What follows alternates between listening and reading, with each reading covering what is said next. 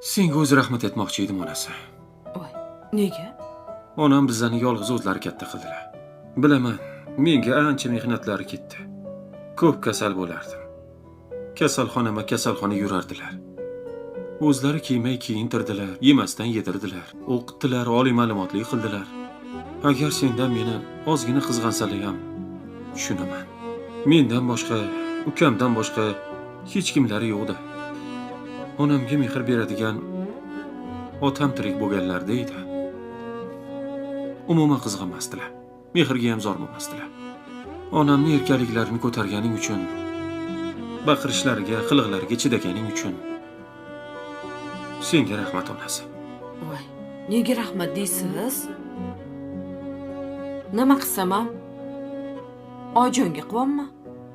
Yillar o'tib 10 barobar qaytishini bilaman. Har bir kelini qilgani qaynonasiga.